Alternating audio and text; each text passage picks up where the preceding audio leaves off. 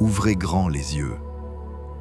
Nous entreprenons aujourd'hui un voyage vers les confins de l'univers connu. Ce périple commence à une échelle familière, avec un humain ordinaire. Les pyramides de Gizeh, impressionnantes, sont pourtant 65 fois moins hautes que le mont Everest. Ce dernier semble minuscule face à des corps célestes comme Calypso, Épiméthée, Hyperion ou Miranda, un satellite d'Uranus. Notre système solaire abrite des objets toujours plus massifs, formant une hiérarchie d'échelles grandissante. La Terre, notre planète, est un globe d'une beauté unique. En marchant 30 km chaque jour sans s'arrêter pendant 2 ans, on pourrait en parcourir une infime partie. Malgré sa richesse, elle reste minuscule face aux géantes gazeuses de notre système solaire. Ces planètes pourraient toutes s'aligner dans l'espace séparant la Terre de la Lune. Le Soleil domine largement par sa taille. Son diamètre d'1 391 000 km pourrait contenir 10 fois Jupiter ou 109 fois la Terre. Pourtant, le Soleil n'est qu'une naine jaune comparée à des étoiles comme Arcturus, Aldébaran ou Rigel. Ces étoiles, bien que massives, paraissent petites face à Antares, Bételgeuse ou UY Scuti. UY Scuti, la plus grande étoile connue, possède un rayon 1700 fois supérieur à celui du Soleil. Tout cela n'est rien face à l'immensité du système solaire.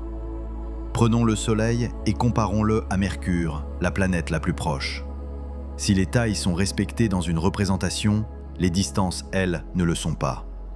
À l'échelle réelle, Mercure, sur son orbite, se réduit à quelques pixels.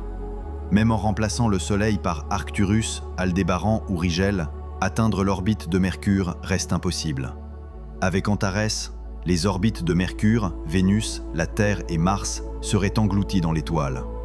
Bételgeuse frôlerait à peine la première géante gazeuse.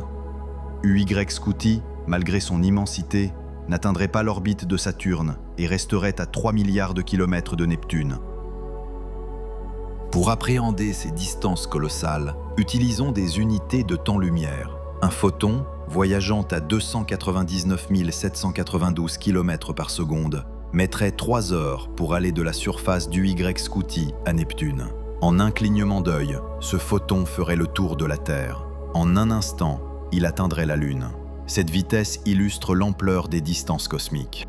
Neptune n'est qu'un point de départ dans cette immensité. La sonde Voyager 1, lancée en 1977, est l'objet humain le plus éloigné de la Terre. Filant à 62 000 km/h, 16 fois plus vite qu'une voiture de Formule 1, elle se trouve à une distance du Soleil 6 fois supérieure à celle de Neptune après 42 ans de voyage. En 2012, Voyager 1 a franchi l'héliosphère, entrant dans le milieu interstellaire. Pourtant, à 22 milliards de kilomètres du Soleil, elle n'a pas encore parcouru une journée-lumière. Elle reste loin de quitter notre système solaire, qui englobe tous les corps orbitant autour du Soleil. À l'échelle, tout cela tient dans une simple image. L'orbite de Neptune et la position de Voyager contrastent avec la trajectoire de Sedna, un objet transneptunien d'environ 1000 km de diamètre. L'orbite de Sedna est si vaste qu'à son point le plus proche, elle est 5 fois plus éloignée du Soleil que Voyager. Malgré cela, elle reste sous l'influence gravitationnelle de notre étoile. Pour échapper à cette attraction, il faudrait traverser le nuage d'Oort, une sphère de débris glacés, d'ammoniac, de méthane et de 2 milliards de comètes. Ce nuage d'Oort englobe notre système solaire. Voyager 1 mettrait 1200 ans pour atteindre ses bords internes. Pour en sortir, il lui faudrait entre 20 000 et 30 000 ans. À ce stade, elle n'aurait parcouru qu'un quart de la distance vers Proxima du Centaure, l'étoile la plus proche, située à 4,2 années-lumière. Dans une représentation, les étoiles semblent minuscules, car leurs tailles réelles sont inférieures à 1 pixel. L'univers contient des formations encore plus vastes.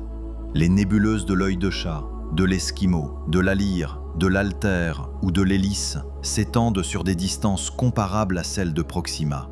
Chaque filament de ces nébuleuses dépasse la taille de notre système solaire. La nébuleuse du Crabe, issue de l'explosion d'une étoile, nécessite un recul encore plus grand pour en saisir l'étendue. La proximité dans l'univers ne garantit pas la visibilité. À 50 années-lumière, notre Soleil serait invisible à l'œil nu. Proxima du Centaure, bien que proche à l'échelle cosmique, n'a été découverte qu'en 1915 par télescope. Sur 6000 étoiles visibles à l'œil nu par une nuit claire, seules 133 se trouvent à moins de 50 années-lumière. Nos télescopes en recensent 1800 dans une sphère de 1000 années-lumière. Cette région n'est qu'une infime partie de la Voie lactée, large de 100 000 années-lumière et épaisse de 1500. Si le Soleil était réduit à la taille d'un globule rouge, la Voie lactée serait aussi vaste que l'Europe. Photographier notre galaxie dans son intégralité est impossible, car il faudrait à Voyager 1 550 millions d'années pour atteindre un point d'observation adéquat. Toutes les images de la Voie lactée sont des reconstructions basées sur des données internes. Située à 25 000 années-lumière du centre, la Terre offre une vue sur environ 300 milliards d'étoiles. Des formations comme la nébuleuse d'Orion rivalisent en taille avec la distance vers Proxima. La Voie lactée n'était autrefois considérée que comme l'univers entier. Aujourd'hui, nous savons que les galaxies sont innombrables, visibles dans toutes les directions. Le télescope Hubble, pointé vers une zone sombre de la taille d'une tête d'épingle à bout de bras, a révélé 10 000 galaxies après 1 million de secondes d'exposition. Cette image ne couvre qu'une fraction infime du ciel, équivalent à un 23 millionième de la voûte céleste. La Voie lactée n'est pas seule. Des galaxies comme UGC 1810, à peine plus grande qu'une nébuleuse, brillent 6000 fois plus que celle d'Orion. NGC 604, dans la galaxie du Triangle, n'est qu'une tache parmi d'autres. M82, 2 fois plus petite que la nôtre, et 5 fois plus lumineuse grâce à une formation intense d'étoiles.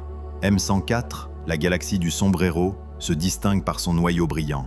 L'objet de Hogg, elliptique, est entouré d'un anneau d'étoiles bleues. Les interactions entre galaxies, comme pour la galaxie du Tétard, modifient leur forme.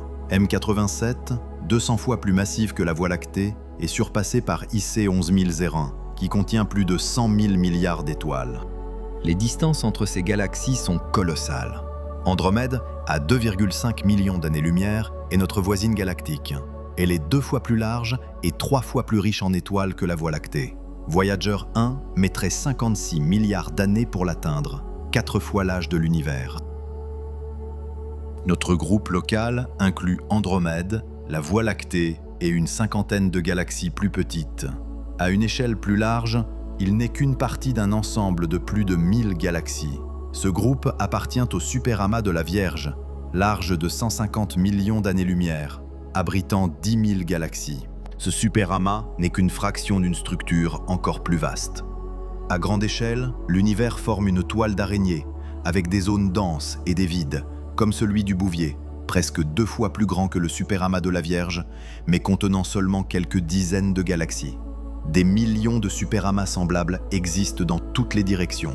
Tout cela n'est qu'un point au centre de l'univers observable, qui compte entre 100 et 2000 milliards de galaxies. Au-delà, l'univers continue, sans barrière tangible. L'horizon cosmique, à 45 milliards d'années-lumière, marque la limite de la lumière qui nous parvient. Ce qu'il y a au-delà reste inconnu, peut-être infini, défiant toute représentation. Sur Terre, certains évitent de penser à cette immensité. D'autres y trouvent une source d'émerveillement, mêlée de frissons et d'admiration. Ce vide cosmique nous touche, nous rappelle notre place modeste et nous inspire à nous concentrer sur l'essentiel. Pour nous situer, l'univers observable, le superamas de la Vierge, le groupe local, la Voie lactée, le bras d'Orion, à 25 000 années-lumière du centre, le système solaire et la 3e planète rocheuse, la Terre.